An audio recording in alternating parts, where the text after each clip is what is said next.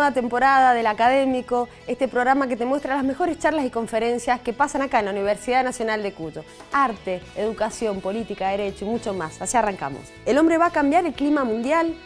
Sobre este tema nos habla Ricardo Villalba, es el especialista y referente nacional en materia de geografía. Cambio climático, su tema. Vino acá a la Universidad Nacional de Cuyo para contarnos esto. Escuchalo.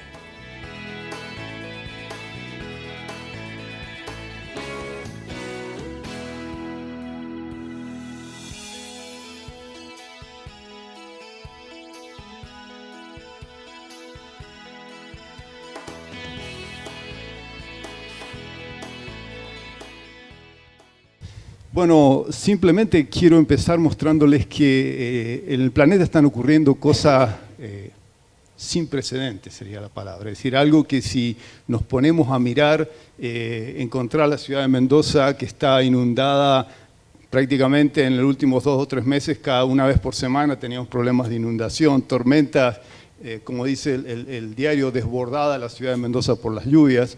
Si no es solo en la ciudad de Mendoza, por ejemplo, tormentas de tipo convectivo, esas que producen altas precipitaciones aquí en la ciudad, pero que normalmente estaban limitadas a la zona plana de la provincia de Mendoza, comienzan ahora a impactar lugares que no eran comunes, como por ejemplo la precordillera, y ustedes recuerden la tormenta de febrero del año 2013, donde simultáneamente una tormenta desencadenó 18 de estos cortes, es decir, 18 aluviones que cortaron la ruta internacional a Chile, que estuvo ese año cortada más tiempo que por tormentas de nieve de invierno.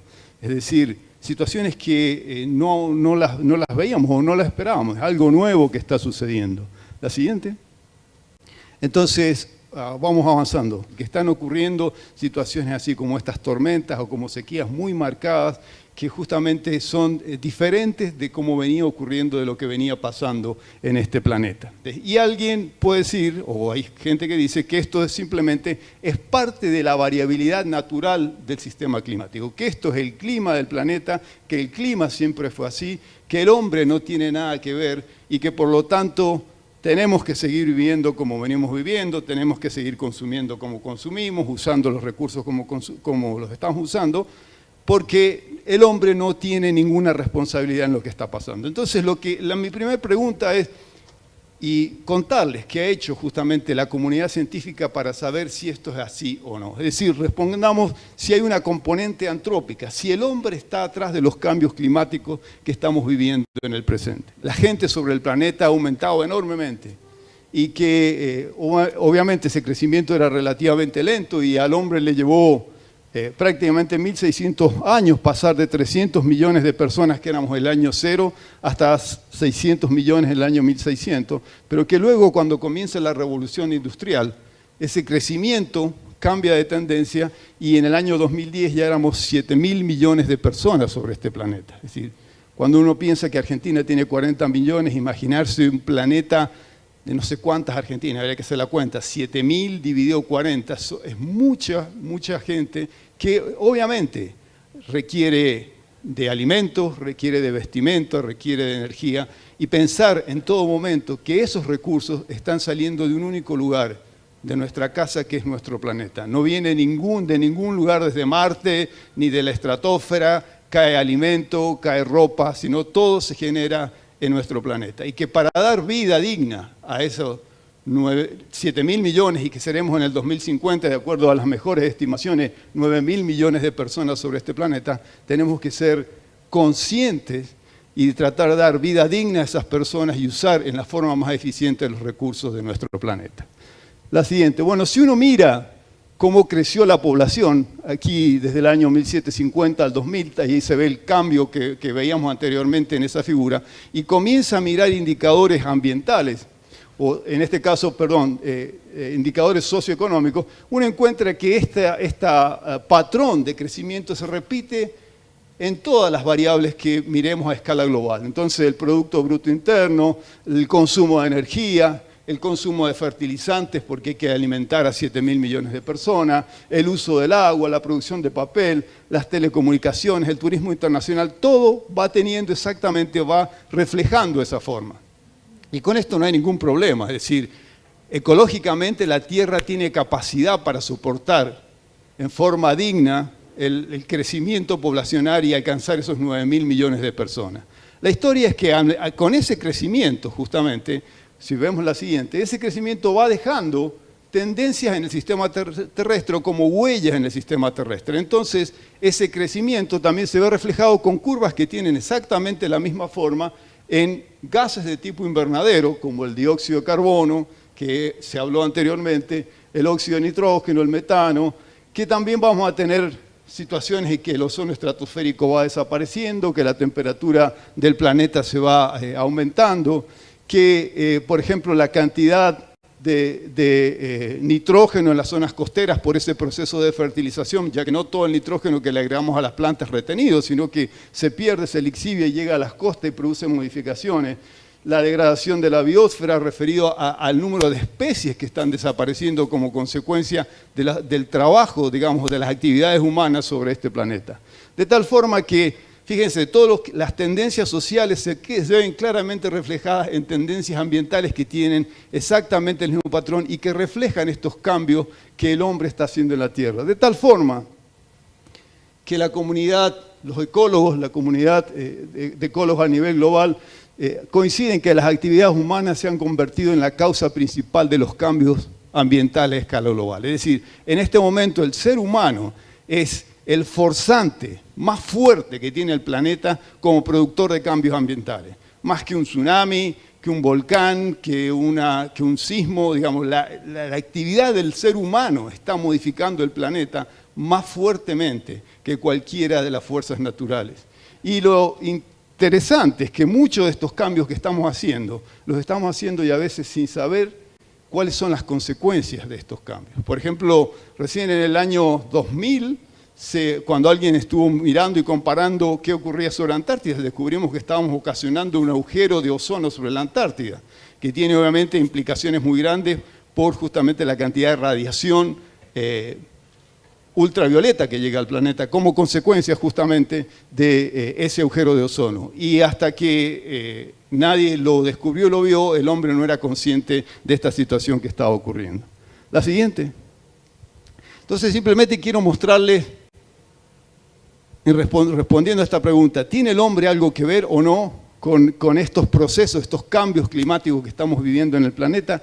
Y tenemos aquí un señor Keeling, comenzó a medir la concentración de gases de tipo invernadero, fundamentalmente el dióxido de carbono en Mauna Loa en el año 1958, y se comenzó a ver esta tendencia creciente.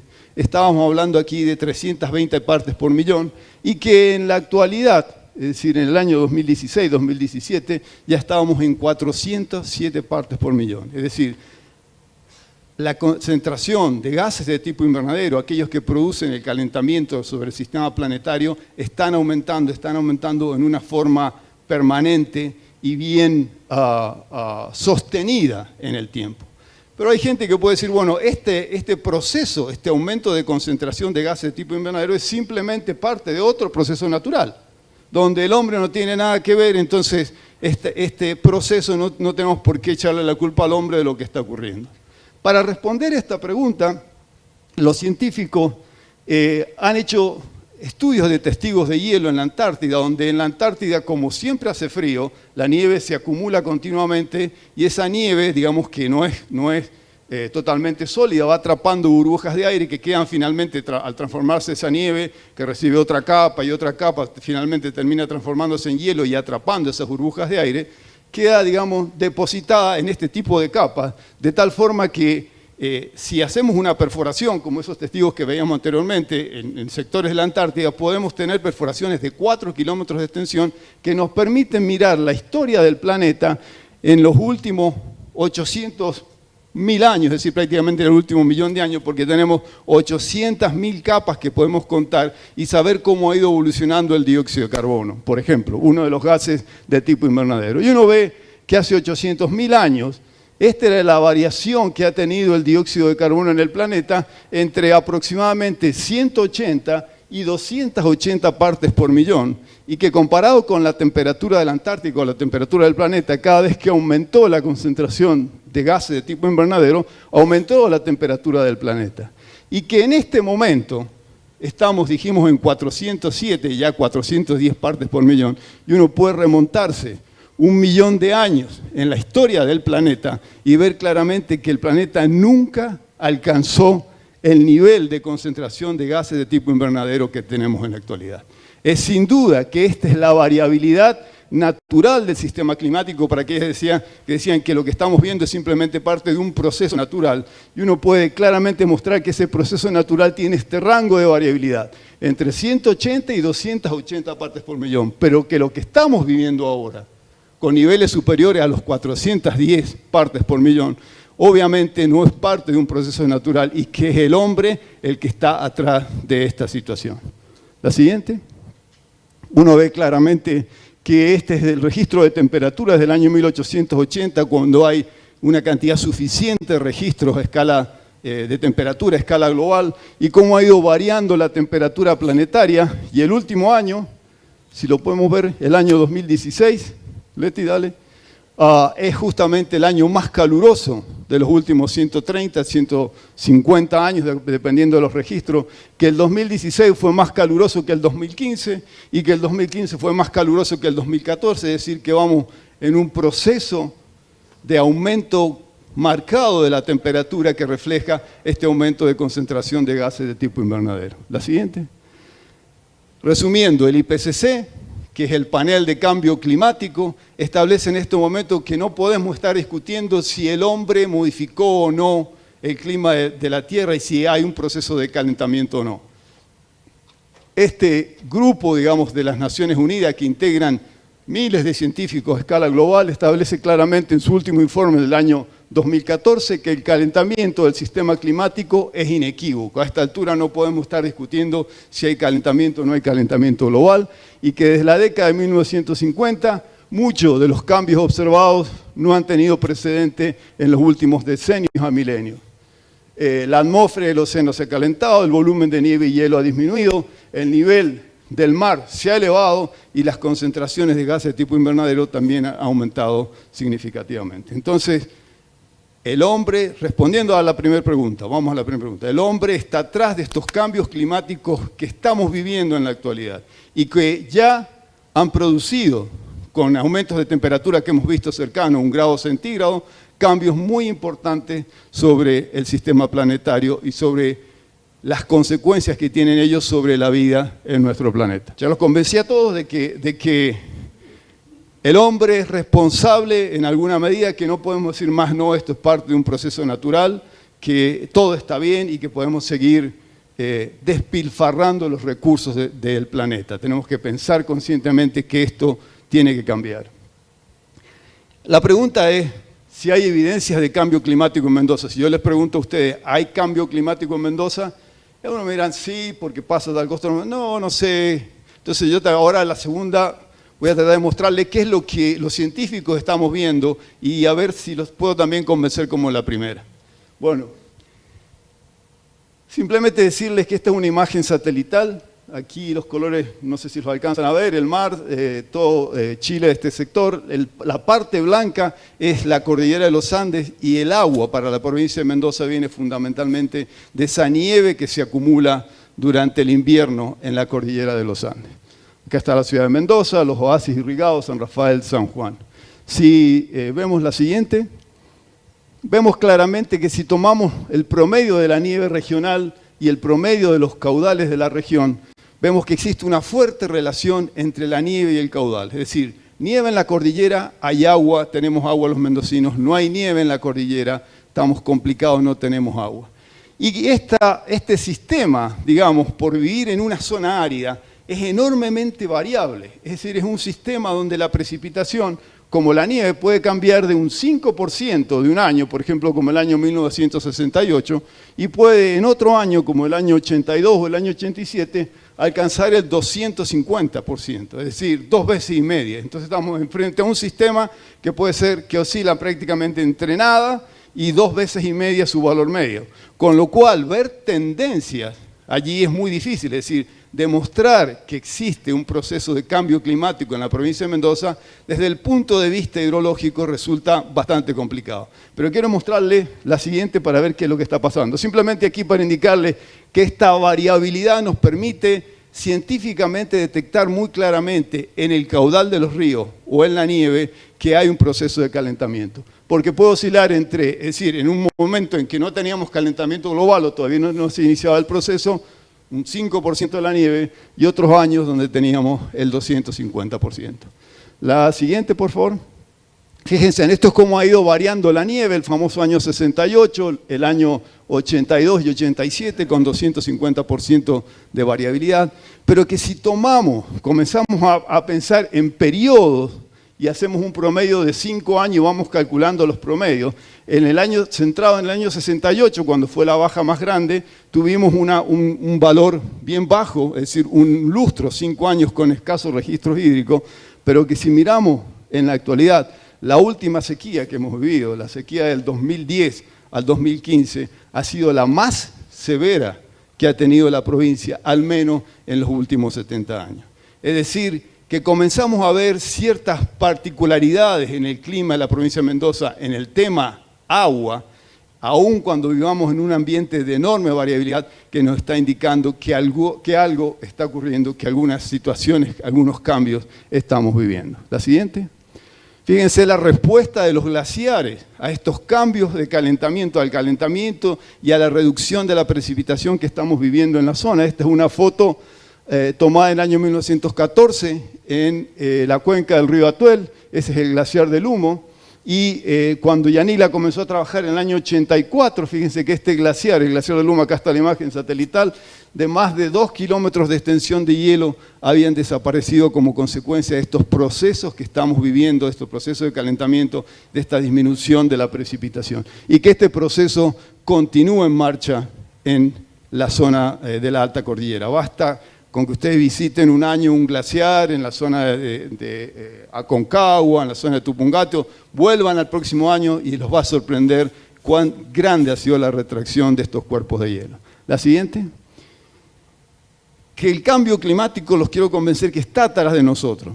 Y fíjense que hay un valor que se denomina de noches tropicales que usa la Organización Mundial de la Salud para referirse a cuál es la temperatura que uno tiene sobre la cual uno descansa. Es decir, si uno va a dormir y la temperatura está por arriba de 20 grados, por eso la temperatura acá se coloca de 20 grados, el cuerpo como que no descansa muy bien. Entonces, fíjense que si esto es San Martín, aquí en la provincia de Mendoza, la ciudad de San Martín, en la década del 60 había aproximadamente entre 5 y 6 noches al año, en el verano, en todo el verano, 5 a 6 noches en los cuales la temperatura estaba por arriba de los 20 grados. Es decir, cuando yo nací por acá, es decir, cuando mi mamá me iba a acostar, tenía 5 días al año en los cuales la temperatura en ese verano estaba por arriba de los 20 grados. En la actualidad, fíjense que tenemos algunos veranos, y el verano que hemos vivido, el último en particular, en el cual ya tenemos casi 30 días en el verano en los cuales continuamente la temperatura cuando nos vamos a dormir está por arriba de los 20 grados.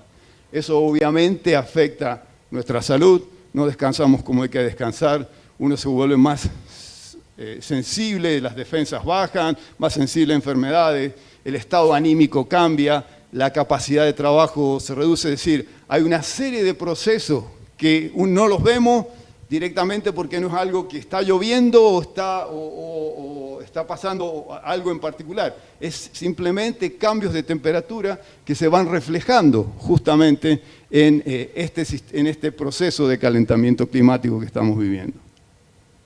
Y esta figura la acabo de realizar, bajé los datos de temperatura de enero, del mes de enero de la ciudad de Mendoza, para que pongamos en contexto el enero de 2017, el último que hemos vivido, y fíjense ustedes que la temperatura promedio del mes de enero superó ya los 28 grados centígrados. Es decir, que no sé cuántas noches hemos vivido este verano los mendocinos con temperatura por arriba de 20 grados. Y claramente está indicando esta tendencia positiva al aumento de la temperatura en la provincia de Mendoza. Es decir, resumiendo, creo que este era lo último, para contestar esta pregunta.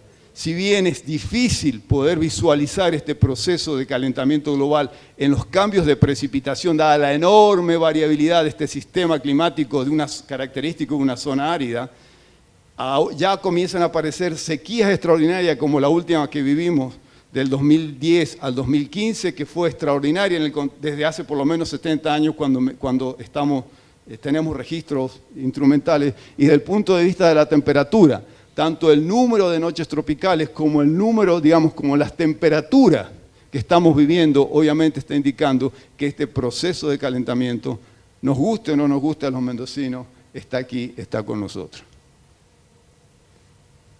¿Todos conformes? Vamos a la última pregunta, si me creen o no. No, ¿qué otra? No, justamente, pero es la realidad, y entonces está también en los temas que ustedes han tratado. Es decir, en este momento, bueno, nos compramos un aire acondicionado, ponemos el aire acondicionado, Ricardo, se solucionó el problema. ¿Cuál es el problema? El problema es que yo estoy usando uno de los sistemas más ineficientes en el uso de la energía y que estoy tomando calor de aquí, de este interior, para alargarlo al ambiente, para que la gente que no tenga capacidad de poderse comprar un aire acondicionado padezca este efecto, y no estamos ayudando para nada al mundo. Estamos a su vez aumentando las emisiones y calentando aún más el planeta. Entonces, bueno, justamente no va de acuerdo con ninguno de los sistemas que estuvimos mirando, que anteriormente nos expusieron de buscar soluciones justamente a este problema, y claramente manifiesta la importancia de los trabajos que todos ustedes están realizando. Bueno, estos son los escenarios climáticos para la provincia de Mendoza a final de este siglo. Y fíjense, esto en relación a la temperatura, esto es para verano y esto es para invierno, y claramente demuestra gran cantidad de modelos, y los modelos tienen limitaciones y problemas, pero que en principio en los veranos van a ser más calurosos que los inviernos, que en promedio vamos a tener un aumento de la temperatura de estos 28 grados de verano, posiblemente pasemos a tener una media de 31, 3 grados más en gran parte de la provincia de Mendoza, y que los calentamientos aún van a ser mucho mayor sobre la cordillera, donde hay algo clave para los mendocinos, que justamente es el recurso hídrico. Allí es donde nieva, allí es donde se acumula la nieve, allí es donde están nuestros glaciares, que tienen la capacidad de darnos agua en momentos críticos cuando justamente no tenemos nieve en la cordillera. Entonces, lamentablemente los escenarios futuros indican que vamos a tener que fortalecer estas acciones que vienen realizando ustedes, porque esto es clave y es fundamental. Necesitamos justamente ir avanzando, reduciendo justamente las emisiones para no alcanzar estos escenarios. Así llegamos al final de este programa. Te invitamos a seguir viendo todo nuestro material audiovisual en unidiversidad.com.ar, y ahí haces clic en U Académico. Míranos donde quieras, como quieras, cuando quieras.